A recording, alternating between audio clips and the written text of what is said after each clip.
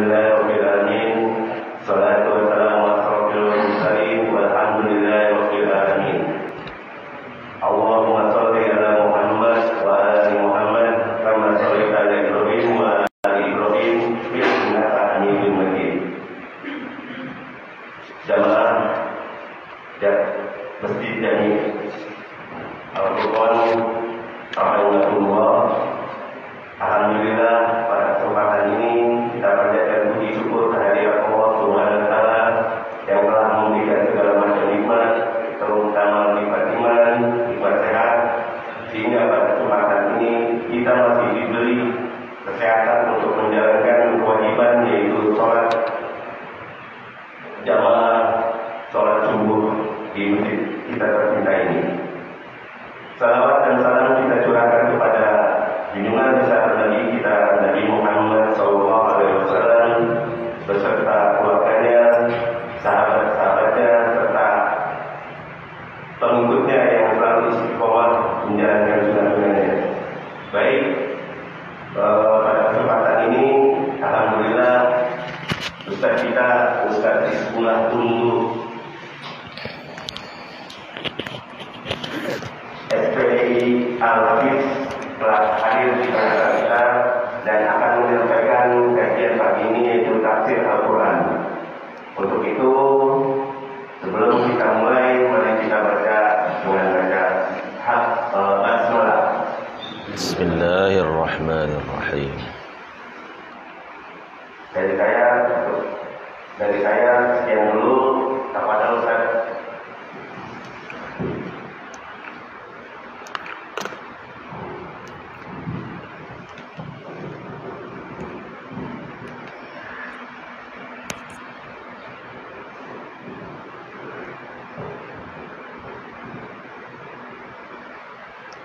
Bismillahirrahmanirrahim. Assalamualaikum warahmatullahi wabarakatuh. Alhamdulillahi nahmaduhu wa nasta'inuhu wa nastaghfiruhu wa nastahdihi wa natubu ilaih wa na'udzu billahi min shururi anfusina wa sayyiati a'malina. Man yahdihillahu fahuwal muhtadi wa may yudlil falan tajida lahu waliyyan mursyida. أشهد أن لا إله إلا الله وحده لا شريك له وأشهد أن محمدا عبده ورسوله المبعوث رحمة للعالمين وبعد. إخوة الإيمان اتقوا الله حق تقاته ولا تموتن إلا وأنتم مسلمون فإن الله مع الذين اتقوا والذين هم محسنون. فقد قال الله تعالى في محكم تنزيله وهو أصدق القائلين. أعوذ بالله من الشيطان الرجيم. بسم الله الرحمن الرحيم.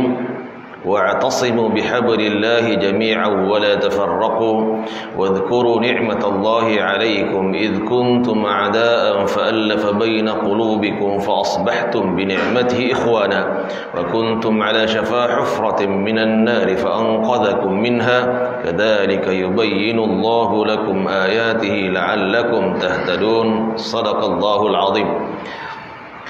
Jamaah salat subuh Masjid Jami Al-Furqan yang dimuliakan oleh Allah Subhanahu wa taala.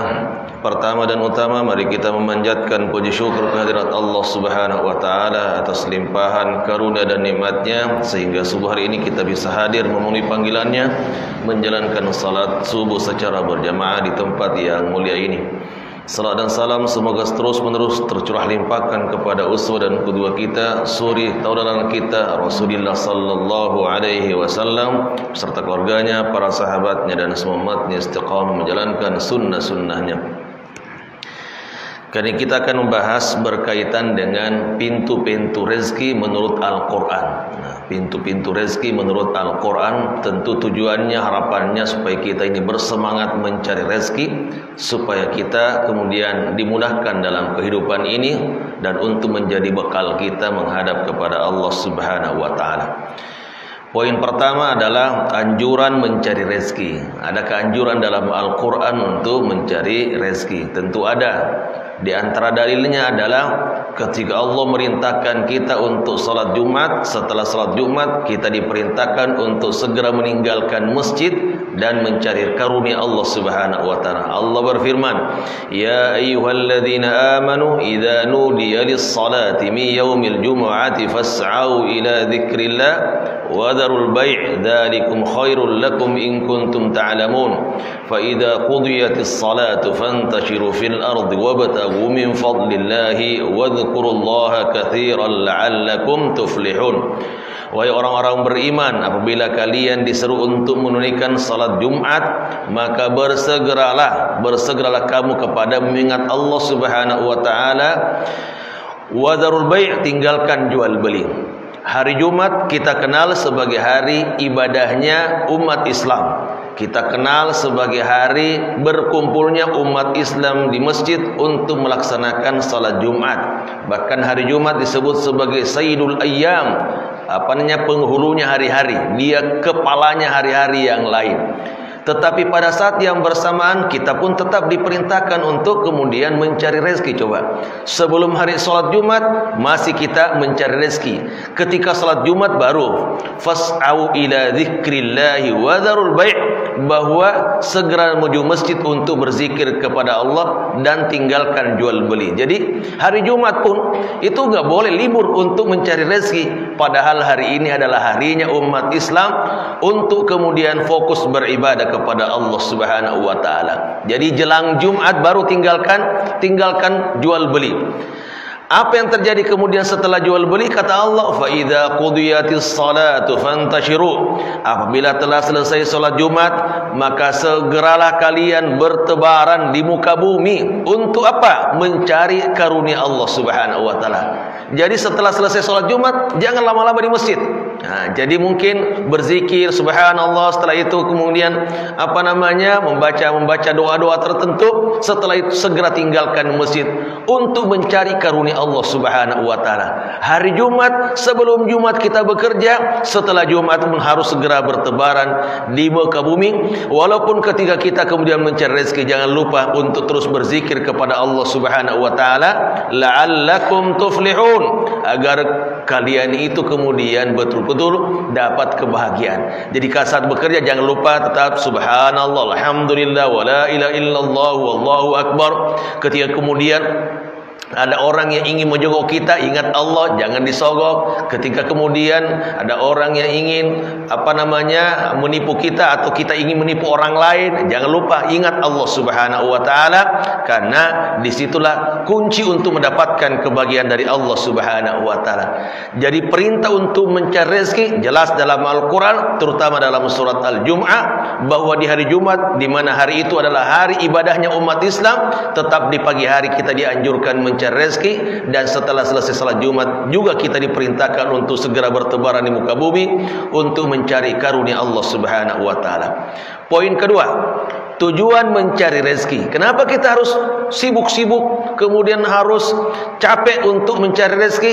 Ini tujuannya. Allah Subhanahu wa taala menyebutkan dalam surat Al-Qasas, surat yang ke-28 ayat 77 yang sering kita dengar, wabtaghi fima ataakallahu ad-daral akhirah wa la tansa nasibaka minad dunya wa ahsin kama ahsanallahu ilaika wa la tabghil fasada fil ard innallaha la yuhibbul mufsidin.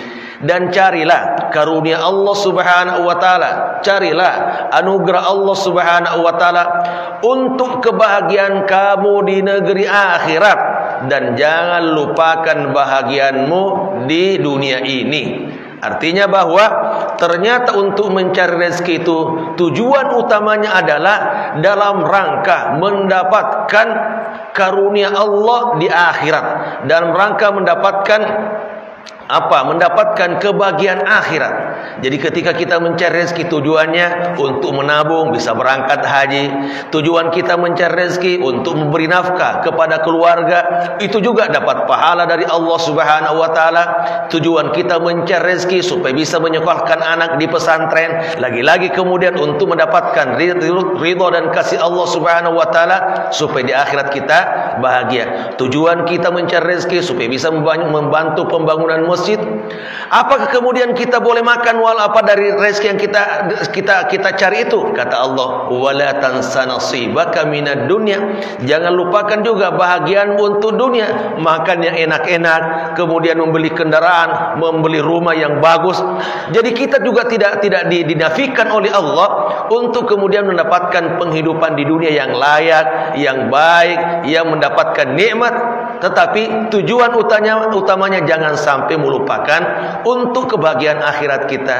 Karena dunia tempat perjuangan, akhirat adalah tempat menerima pembalasan. Jadi begitu teman-teman, jangan kita abaikan dunia kita, tetapi tujuan utama mencari rezeki ternyata adalah dalam rangka mendapatkan kebahagiaan akhirat. Insya Allah rezeki yang kita dapatkan secara halal dan disumbangkan untuk kebaikan, itu semua adalah bagian dari cara kita untuk mendapatkan kebahagiaan akhirat.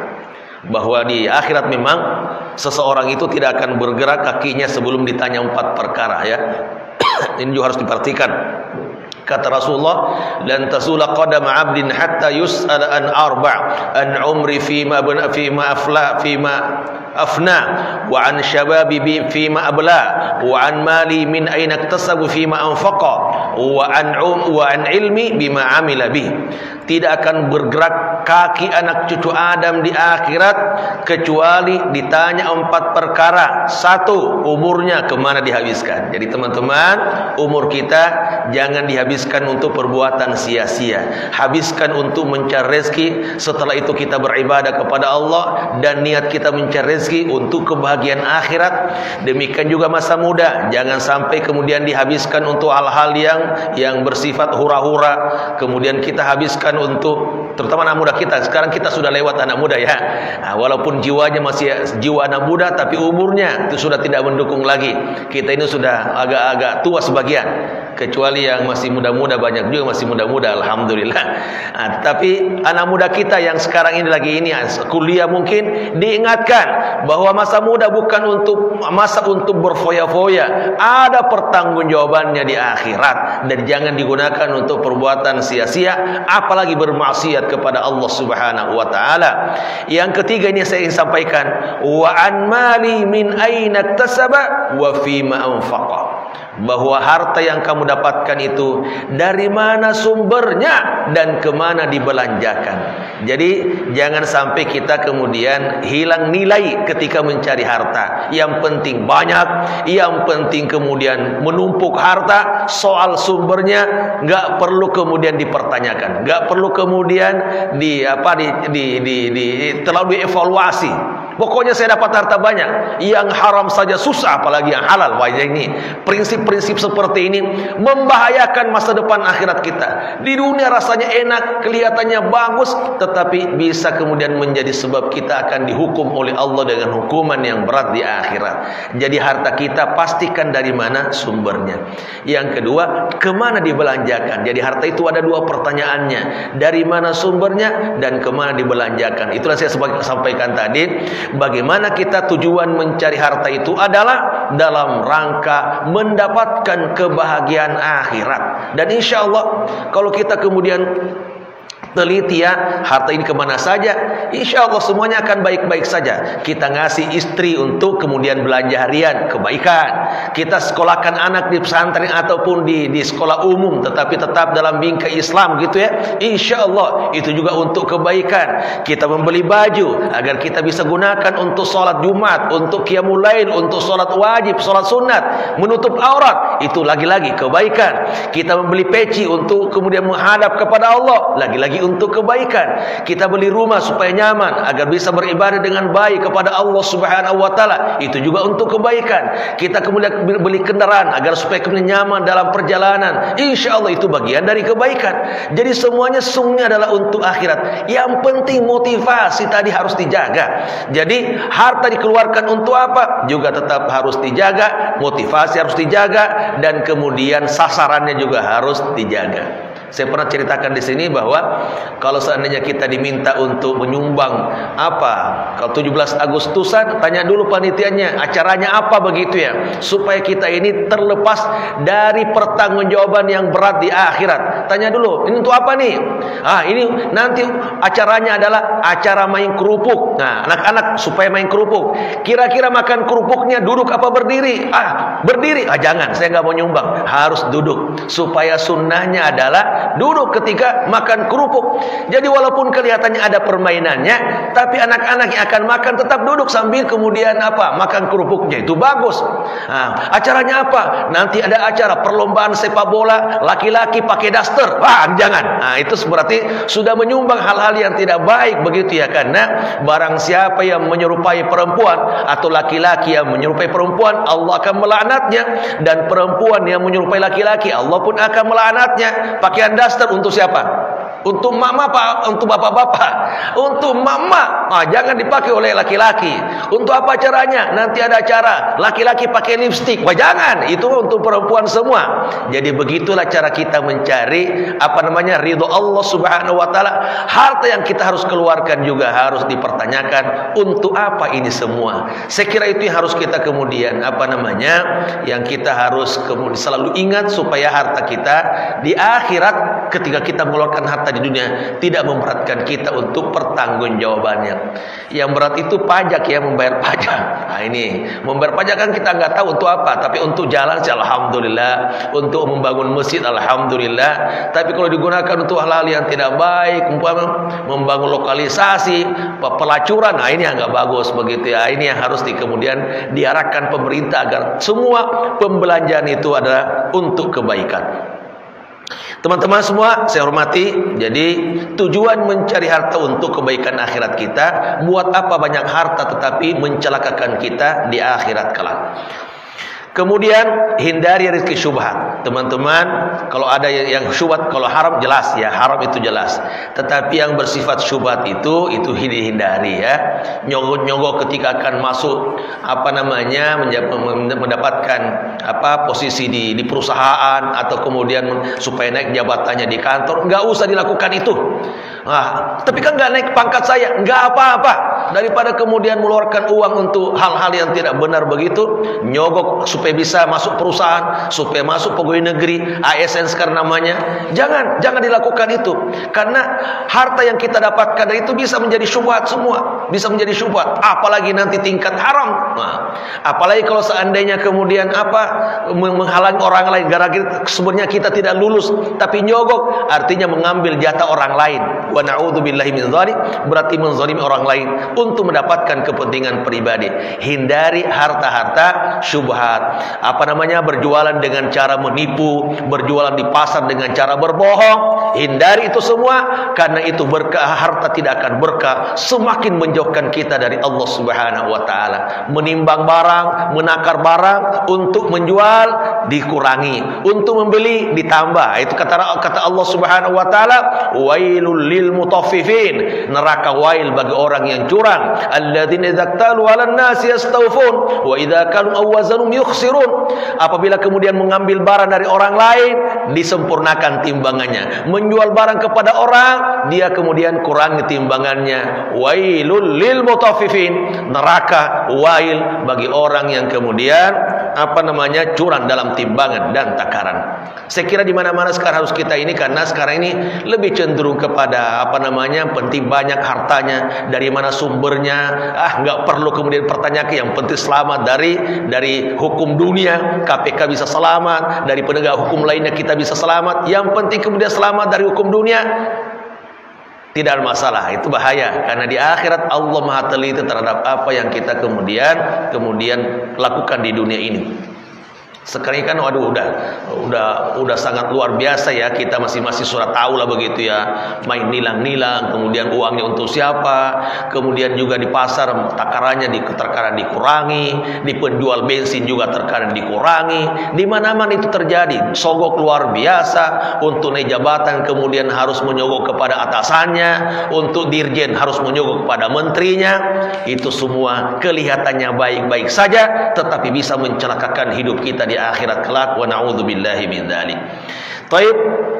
Kata Rasulullah terkait dengan itu, al-halalu bayyinun wal-haramu bayyinun wa bainahuma umurun mushtabihatun la ya'lamuhunna katsirun minan nas. Bahwa yang halal itu jelas, yang haram itu jelas, tetapi di antara keduanya ada perkara-perkara syubhat yang tidak diketahui oleh kebanyakan manusia. Ini sumbangan apa sogok? Nah, itu terkadang ini hadiah apa sogok? Ini hibah atau sumbangan? Kadangkala kita kemudian tidak tahu itu. Maka waspadalah, karena ujung-ujungnya syubhat itu adalah haram, ya ujung-ujungnya syubhat itu adalah haram, dan kita harus menghindari kemudian perbuatan haram. Poin berikutnya adalah setelah kita mengetahui kewajiban mencari harta, kemudian kita juga tahu mengapa kita harus mencari harta. Sekarang keutamaan mencari harta halal. Keutamaan mencari harta halal. Di sini kelihatannya bagus-bagus ya. Alhamdulillah hidupnya bagus-bagus ya. Enggak terlalu kaya-kaya amat, tetapi tidak miskin-miskin amat. Pertengahan ya. Alhamdulillah. Apa saja? Satu adalah insya Allah mendatangkan keberkahan. Jadi kalau kita kemudian berjualan, kita ini itu berkah. Berkah itu artinya bisa membuat hidup ini kemudian bahagia, mendapatkan pahala sebesar-besarnya. Jadi ingat, hidup ini ingin mencari berkah. Jadi harta kita berkah, keluarga kita berkah, hidup ini berkah, kemudian umur kita berkah. Memang ada yang tidak berkah, banyak yang tidak berkah. Ada seorang sahabat, ada seorang murid mendebat salah seorang ulama. Wah, memang ada berkah, namanya berkah dalam hidup ini. Enggak ada, itu sama aja. Ya kalau kita kerja di kantor penghasilannya 10.000 ya, yang lain juga 10.000, begitu-begitu aja. Kata sang syekh itu kepada muridnya, wahai muridku, apakah pernah Anda melihat kambing dan anjing? Oh iya pernah. Kira-kira mana yang lebih banyak beredar di mana? Di kampung-kampung di mana begitu? Kata dia lebih banyak kambing, anjing. Wah, sedikit sekali. Kata sang syekh kepada muridnya, wahai muridku, pernahkah perhatikan apakah kambing itu disembelih untuk apa saja? Kata dia pernah. Kalau seandainya ada kurban, itu pasti kambing. Kalau seandainya kita akikah, itu pasti kambing. Ada cacar tertentu, biasanya kambing. Tapi pernahkah Anda melihat kemudian anjing dijadikan sebagai sembelihan? Oh enggak. Perhatikan wahai saudaraku, kira-kira kalau kambing itu berapa anaknya sekali beranak? Kata dia 2-3. Kalau anjing berapa? 5-9. Oh, banyak kan? Mengapa kemudian anjing itu anaknya setiap melahirkan sangat banyak, 5-7 ekor, sedangkan kami cuma 1-2-3 maksimal? Kenapa? Padahal kami itu selalu disembelih. Kami itu kemana nih? Wah, merasa heran juga ya. Loh kenapa ya? Ternyata kami itu selalu disembelih tapi tidak pernah berkurang. Sedangkan anjing kemudian gak pernah disembelih tapi anaknya banyak. Kemana mereka? Kata sang syekh, itulah berkah namanya. Itulah berkah. Kenapa terus disembelih tetapi terus ada? Bagian air ini ya, air sumur ya, diambil terus airnya, itu nggak pernah habis. Tapi kalau sebenarnya nggak pernah diambil, begitu aja airnya. Begitulah berkah. Itulah berkah. Kata sang murid kepada syekhnya, wahai syekh, kira-kira apa sebabnya kok kambing begitu dan kemudian anjing seperti itu? Nah ini dia, kata syekhnya sambil berkelakar ya, wallahu alam, tapi ada benarnya begitu ya. Kenapa? Karena yang namanya rezeki itu biasanya datang di pagi hari. Kambing itu tidurnya di awal malam, sedangkan bangunnya di pagi hari. Bangun dia. Adapun anjing itu adalah tidurnya malam-malaman, jam 1 baru tidur. Akhirnya pagi nggak bangun-bangun dia. Bangunnya jam berapa? Jam 9 pagi. Rezeki itu sudah habis semuanya, berkah hidupnya nggak ada. Ini menjadi pembelajaran bagi kita ya teman-teman. Jadi kita ini tidurnya agak cepat ya, supaya jangan tidur pagi, rezekinya hilang semua. Kalau tidur pagi, biasakan kemudian tidur di awal malam. Pagi harinya juga kemudian kita segar, datang salat subuh secara berjamaah, datang ke masjid untuk berjamaah. Setelah itu kita mencari rezeki, insya Allah itulah berkah. Baru kemudian muridnya mengatakan, wah saya semakin paham, ternyata benar ada berkah.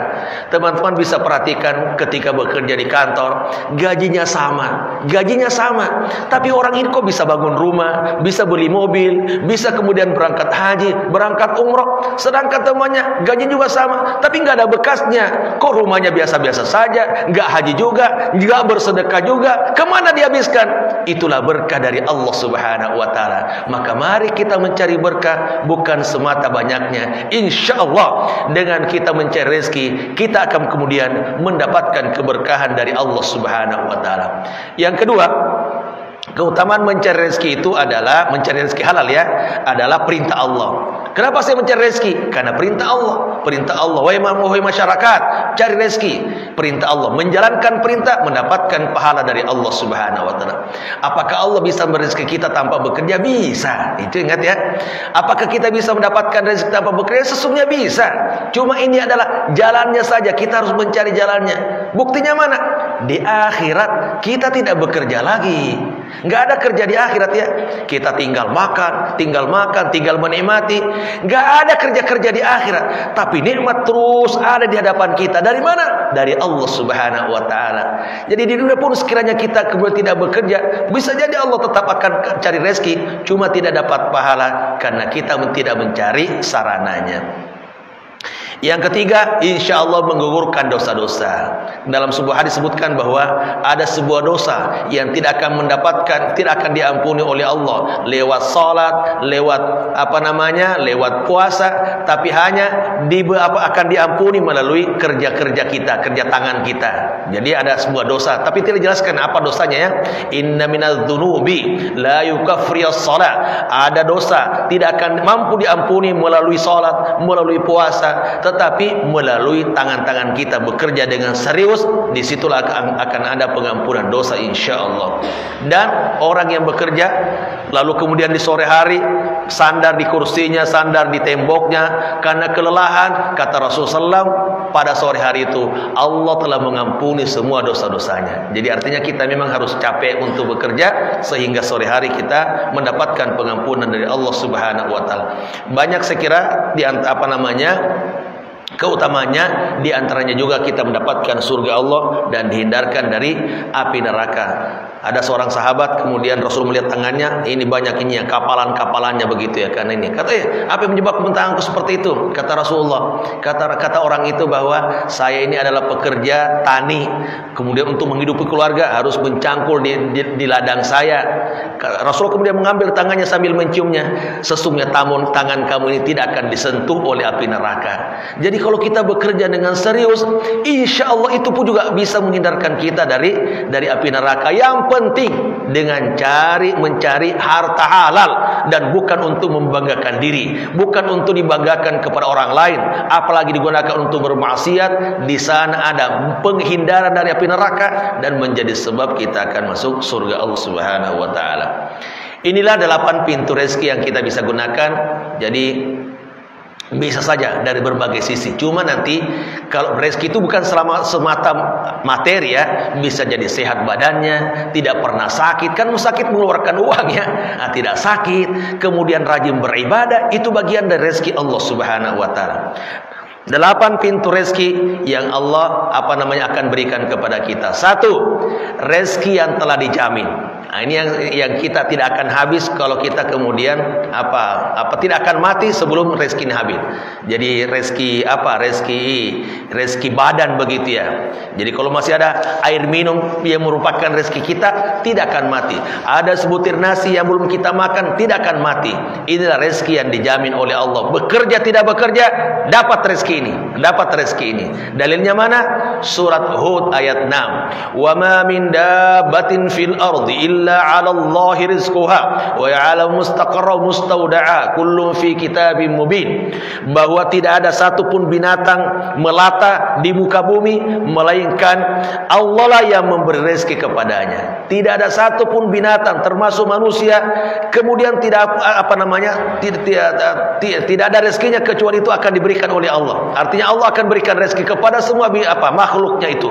Tidak akan mati selama rezeki itu masih ada. Ini rezeki dasarnya begitu ya. Rezeki dasar kita. Makanan, minuman, selama masih ada rezekinya tidak akan mati. Minimal nanti di akhir hayat kita adalah rezeki impus. Itu ya. Rezeki impus itu paling terakhir lah ya. Itu masih ada. Itu rezeki kita juga. Atau air putih. Nah, itu biasanya insya Allah rezeki itu rezeki terakhir yang kita akan dapatkan. Enggak usah dipikirkan ini karena otomatis rezeki dasar. Allah tidak akan membiarkan kita untuk kemudian mati selama rezeki itu masih ada di tangan Allah Subhanahu, pasti akan diberikan kepada kita.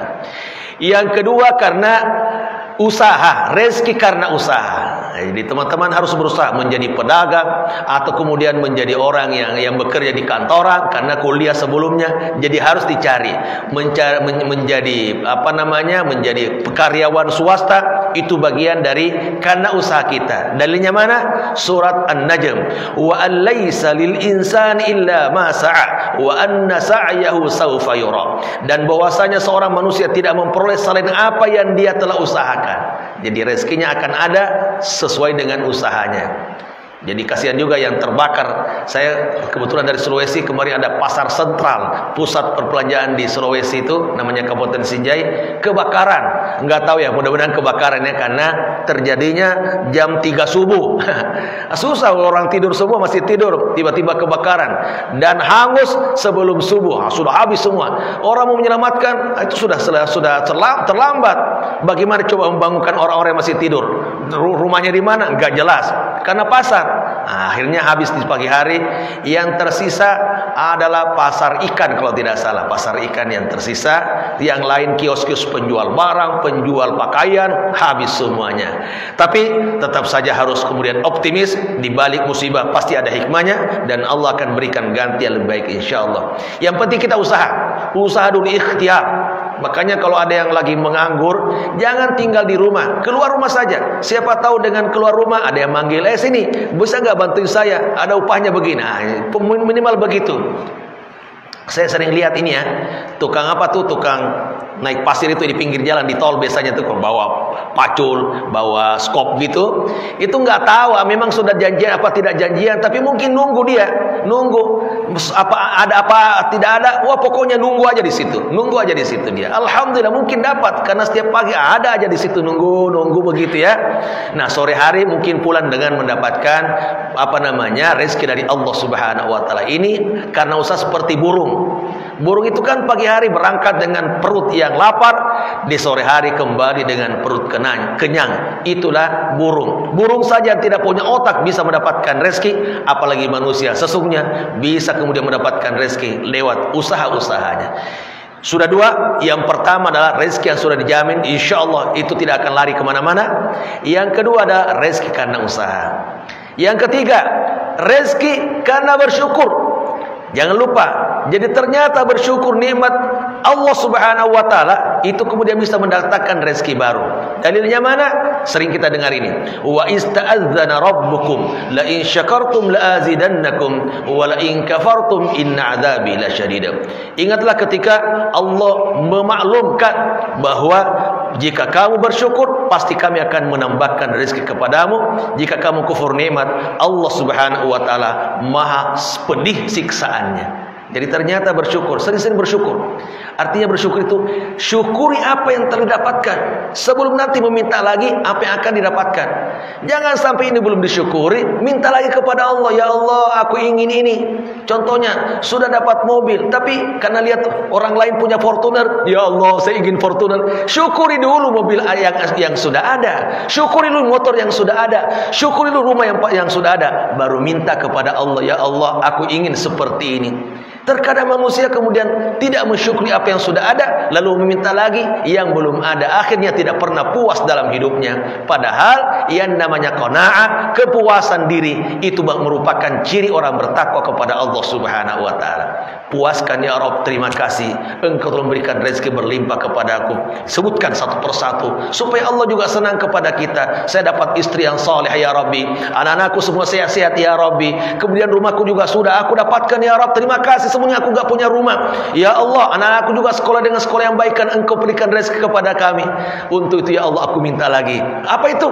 Minta supaya kemudian rumah saya dibesarkan. Ya Allah aku minta supaya kemudian ditambah rezeki saya, supaya saya bisa kemudian berkhidmat, melayani masyarakat, untuk bersedekah, menyumbang, seterusnya. Baru kemudian Allah akan berkenan memberikan kepada kita insya Allah, dan pemberian Allah itu pasti berkah.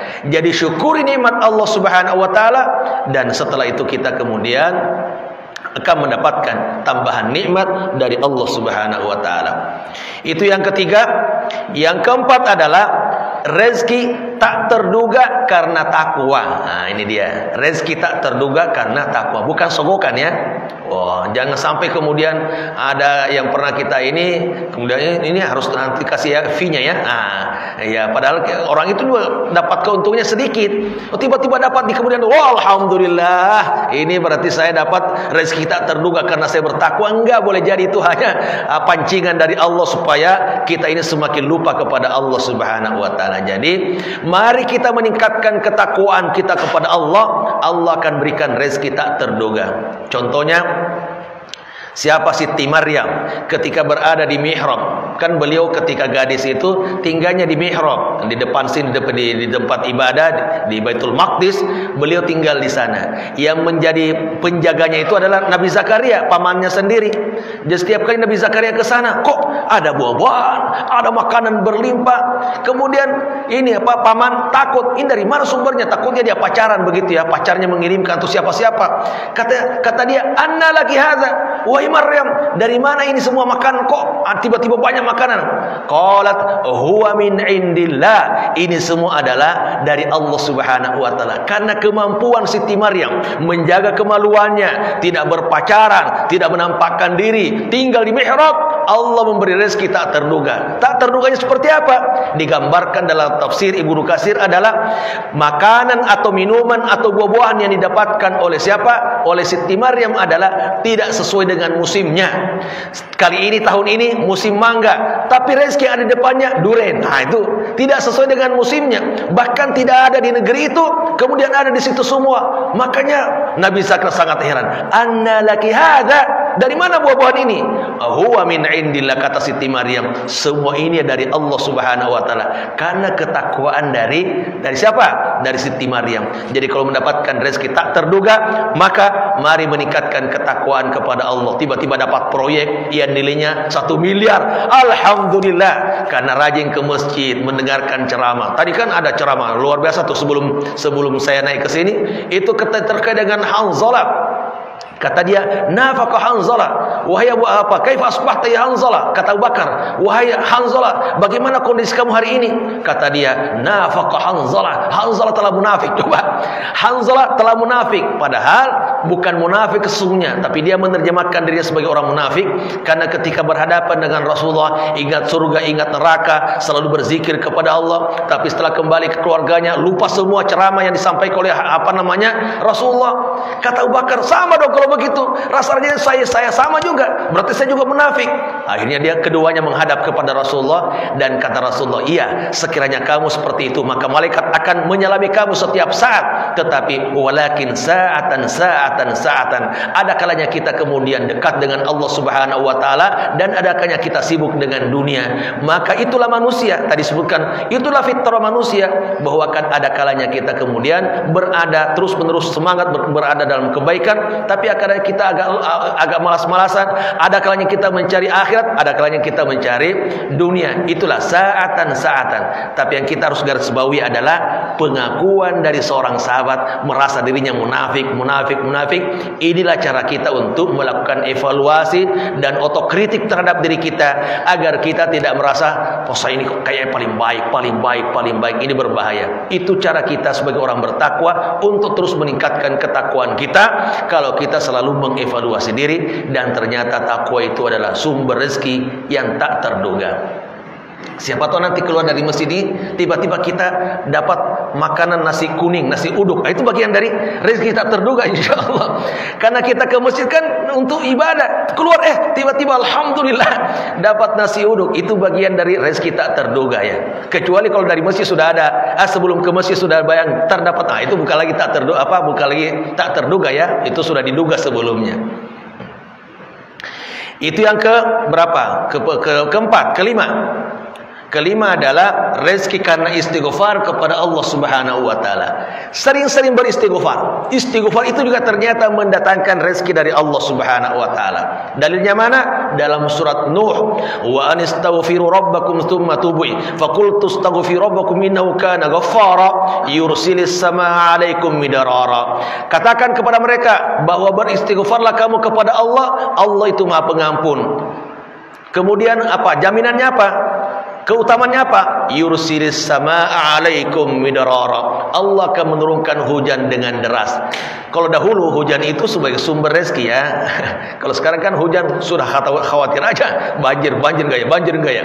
Kalau di zaman Rasulullah hujan itu betul-betul adalah sumber rezeki. Sumber rezeki karena di sana agak tandus, kalau tidak ada hujan maka tumbuh-tumbuh tidak akan tumbuh. Kalau kita alhamdulillah ya tongkat pun bisa kemudian tumbuh dan menghasilkan buah dan menghasilkan makanan. Itulah kita di Indonesia.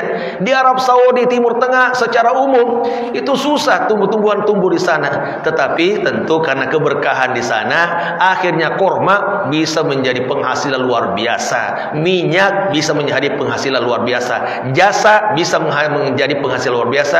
Boleh jadi karena ketakwaan mereka kepada Allah Subhanahu wa taala. Maka mari kita sering-sering beristighfar. Allah akan berikan hujan yang merupakan sumber rezeki insyaallah. Makanya jangan lupa setiap kali hujan, Allahumma shayyiban nafi'a, Allahumma shayyiban nafi'a, Allahumma shayyiban nafi'a. Ya Allah, jadikan hujan ini sebagai hujan yang bermanfaat, yang memberi rezeki, yang memberi tambahan nilai kepada kami. Dan kemudian juga ada membanyakkan harta dan anak. Insya Allah istighfar saja, istighfar. Cuma jangan di masjid terus ya, bisa jadi di kantor astagfirullahaladzim, di rumah astagfirullahaladzim.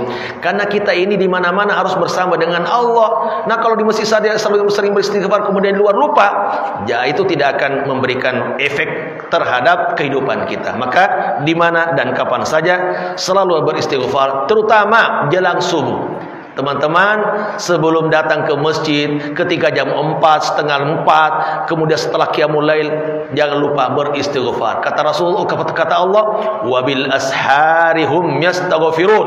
Ciri penghuni surga adalah di waktu sahur suka beristighfar kepada Allah Subhanahu wa taala. Disitulah antara kita dengan Allah akan nyambung insyaallah. Yang kelima, rezeki karena menikah. Nah, ada juga ternyata rezeki karena menikah.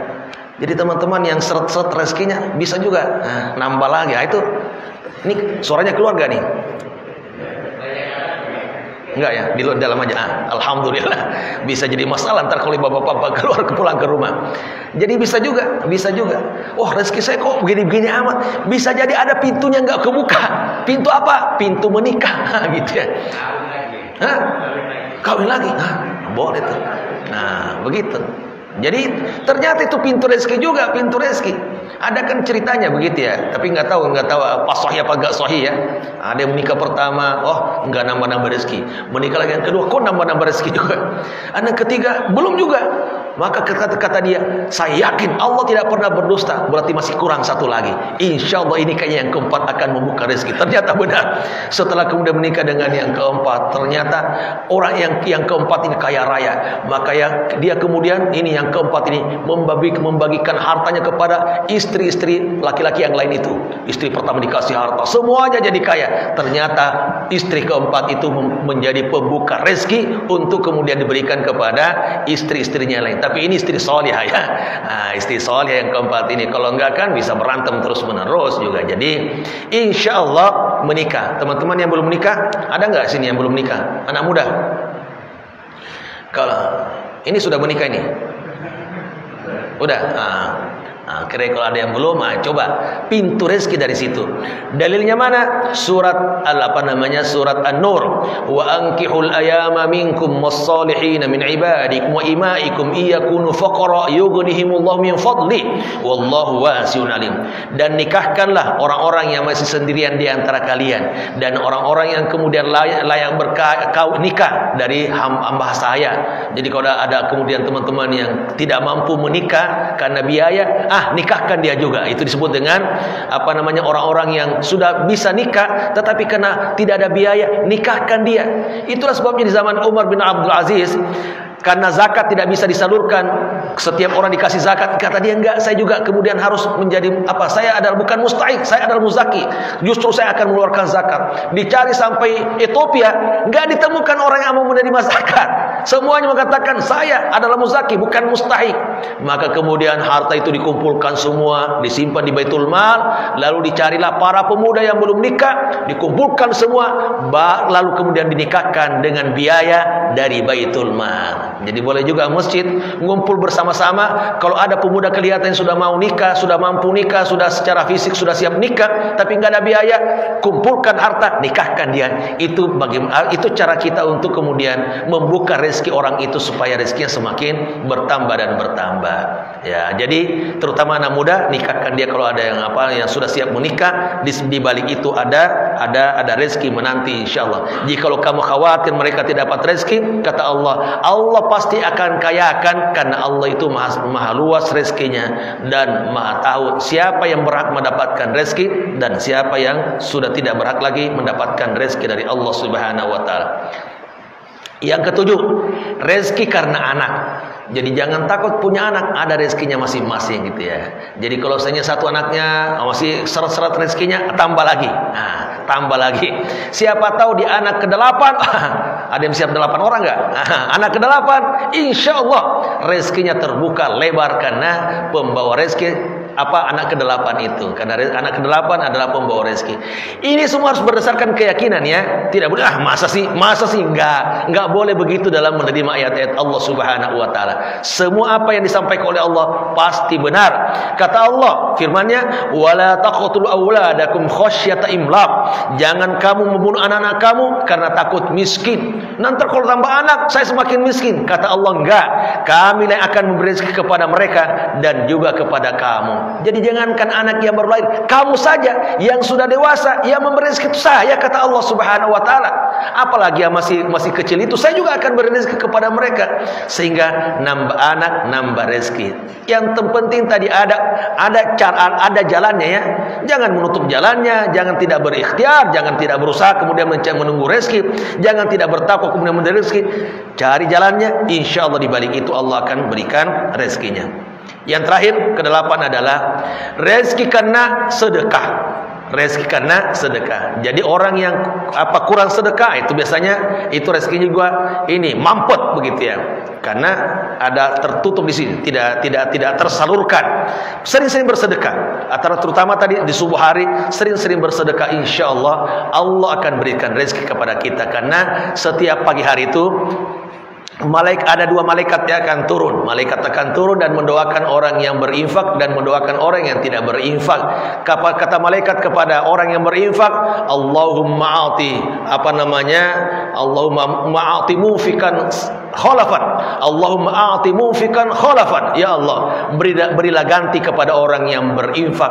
Allahumma a'ti mumsikan talafan. Dan ya Allah, berikan kebangkrutan kepada orang yang suka menahan hartanya dan tidak mau berinfak. Ternyata infak juga bagian dari cara kita untuk membuka rezeki dari Allah Subhanahu wa taala. Maka buka semua pintu-pintunya dari yang pertama sampai terakhir, buka, maka insyaallah Allah akan berikan rezeki berlimpah kepada kita semua. Walaupun harus dipahami, rezeki itu tidak selamanya berupa harta, tapi bisa jadi kesehatan, bisa jadi semangat, bisa jadi berkah, bisa jadi yang lain-lainnya. Itu semua adalah bagian dari rezeki dari Allah Subhanahu wa taala. Saya ingin ulangi supaya kemudian bisa dipahami dan bisa kemudian diingat bahwa ada 8 pintu rezeki yang Allah akan berikan kepada kita. Satu adalah rezeki yang telah dijamin. Bekerja tidak bekerja, rezeki ini tidak akan habis, tidak akan tidak akan pindah dari kita. Pasti kita akan dapatkan dan kita tidak akan mati kecuali sudah habis rezekinya.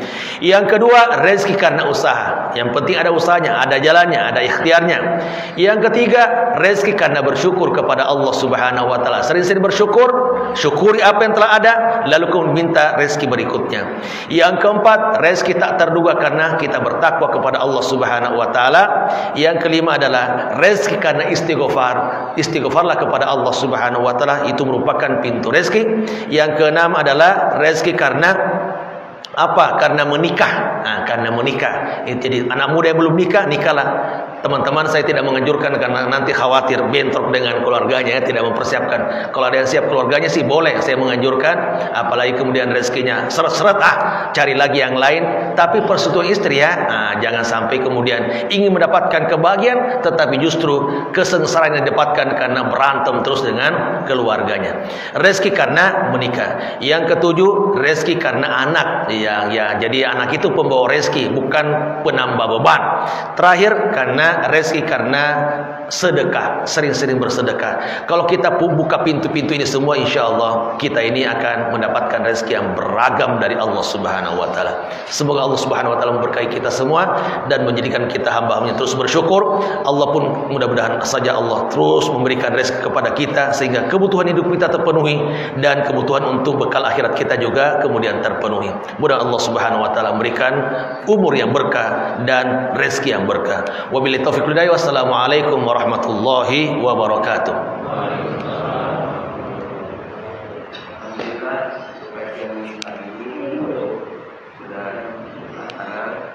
Untuk jamaah yang mau bertanya atau menambahkan, silakan ditunggu. Pak Gatot mungkin mau bertanya, Pak Gatot tadi ya, Pak mau bertanya sedikit.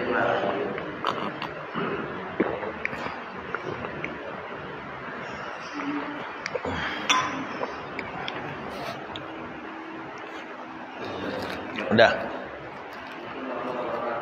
Mana?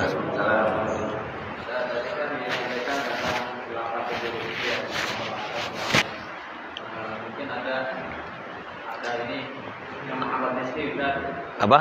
Yang menghambat Nisri, ada yang menghambat Nisri.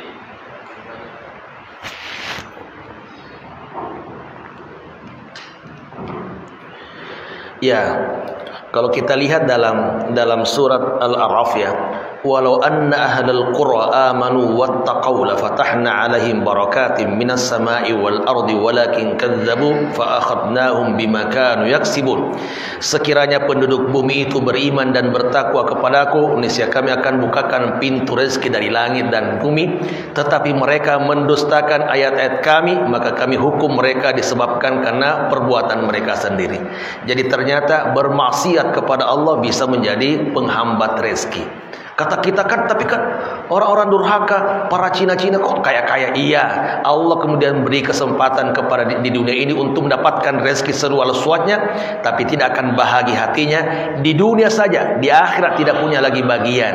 Jadi kita ini kalau bermaksiat kepada Allah tidak akan beri rezeki kepada kita, dan di akhirat bisa jadi celaka. Adapun orang yang tidak beriman memang begitu dia. Allah buka pintu rezeki dari berbagai sisi untuk mendapatkan kehidupan dunia yang sempurna, tapi di akhirat tidak akan punya lagi bagian dari kenikmatan akhirat. Allah sebutkan dalam surat Hud, "Man kana yuridul hayatad dunya wa zinataha nuwaffi ilaihim a'malahum fiha wa hum fiha la yubkhasun ulaika alladziina laysa lahum fil akhirati illa an-nar wa habita ma sana'u fiha wa batilum ma kanu ya'malun."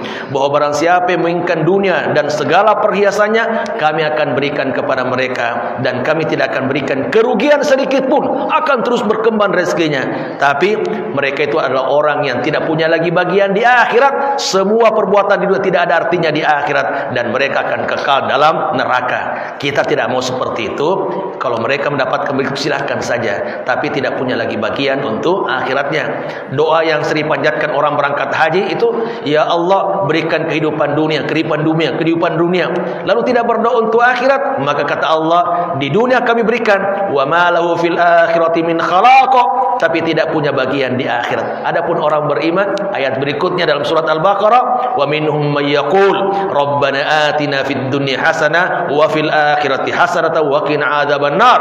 Naik haji kemudian berdoa, berikan kebaikan dunia, berikan kebaikan akhirat, dan hindarkan kami dari azab neraka. Ulaika lahum nasibum mimma kasabu, mereka akan mendapatkan bagian dunianya dan mendapatkan bagian akhiratnya. Alhamdulillah kita ditakdirkan untuk mendapatkan, mudah-mudahan ya, bagian dunia dapat, bagian akhirat dapat. Untuk itu penghambat rezeki diantaranya adalah selalu bermaksiat kepada Allah Subhanahu wa Ta'ala. Maka tadi pembuka rezeki adalah dengan beristighfar kepada Allah Subhanahu wa Ta'ala. Kira-kira begitu ya.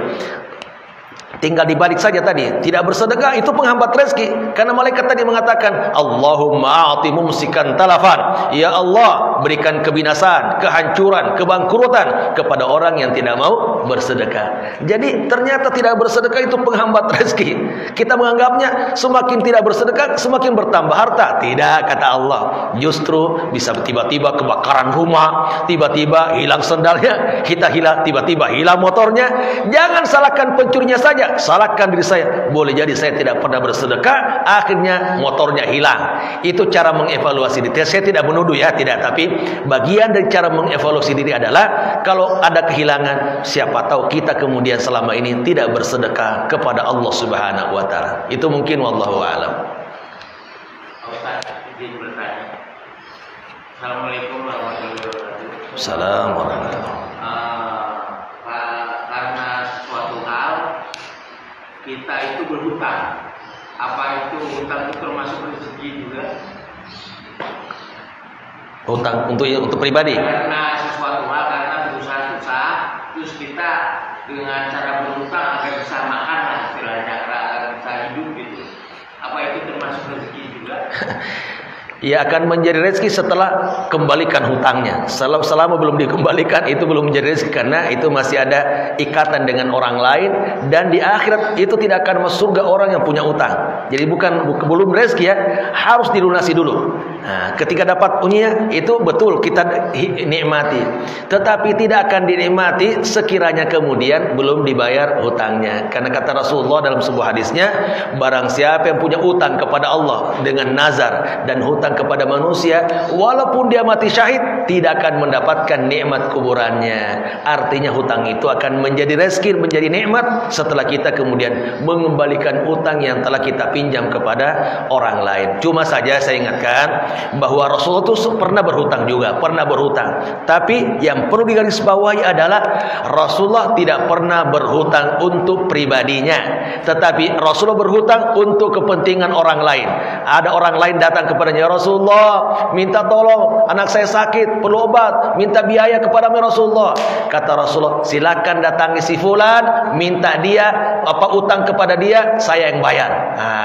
Jadi Rasulullah berutang tetapi untuk kepentingan pribadi. Walaupun kalau dia tidak, apalagi yang konsumsi yang sifatnya makanan, Rasulullah terkadang sampai kemudian, tidak sering tapi terkadang kemudian harus mengikat perutnya karena kelaparan, diganjal perutnya dengan batu supaya tidak kelaparan. Satu ketika zuhur siang-siang keluar semua, kemudian bertemu dengan Abu Bakar, bertemu dengan Umar. Rasulullah, kenapa siang-siang begini keluar? Kata Rasulullah, siapa tahu dengan keluar mendapatkan rezeki. Kata Umar, sama dong, saya juga lapar. Kata Abu Bakar, sama dong, saya juga kelaparan. Ternyata dua sahabat ini dan Rasulullah keluar rumah itu karena masing-masing kelaparan.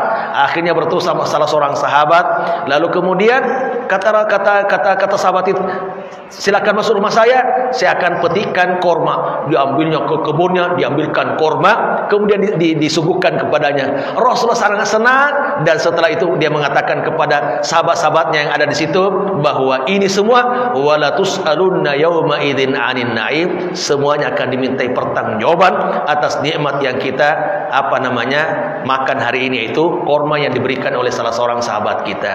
Jadi saya kira utang belum menjadi nikmat sekiranya kemudian belum menjadi rezeki sebelum kita lunasi, karena bisa kemudian menghambat keselamatan kita di kuburan, bisa menghambat keselamatan kita di akhirat sekiranya hutang itu belum dibayarkan. Makanya kita juga harus mengingatkan ke pemerintah bahwa jangan banyak utang lah, generasi berikutnya bisa bayar mungkin, tapi sampai kapan akan terus bayar utang begini? Akhirnya negara akan sengsara karena pemerintahnya ugal-ugalan dalam meminjam. Karena sekiranya tanpa bunga sih masih mendingan, ini bunganya besar sekali. Akhirnya tidak berkah juga Indonesia ini karena dipenuhi dengan riba, sistem ribawi.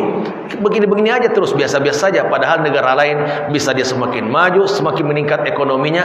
Kalaupun utang ternyata juga tidak terlalu berpengaruh pada rakyatnya, karena membangun sesuatu yang belum dibutuhkan oleh masyarakatnya ya. Mungkin bangun jalan kereta Bandung, biayanya besar, tapi yang menikmati hanya segelintir orang. Itu kan berarti utangnya besar-besaran, yang menikmati segelintir orang, yang bayar utangnya siapa? Rakyat semuanya. Jadi itu juga bukan berarti benci dengan pemerintah. Tentu kita harus memberikan pemasukan kepada pemerintah supaya tidak ugal-ugalan dalam meminjam, walaupun secara kalkulasi bisa bayar kok, bisa bayar. Iya, tapi dengan berutang sendiri bisa kemudian menurunkan derajat kita di mata negara-negara lain. Itu mungkin ya. Jadi rezeki itu belum termasuk rezeki kalau belum dibayar. Setelah bayar utang baru ini benar-benar rezeki saya, alhamdulillah. Wallahu a'lam. Udah cukup ya? Cukup. Alhamdulillah, untuk pelajaran mari kita katakan hamdalah dan kafaratul majlis. Alhamdulillahi rabbil alamin. Subhanakallahumma bihamdik asyhadu an la ilaha illa anta astaghfiruka wa atubu ilaik.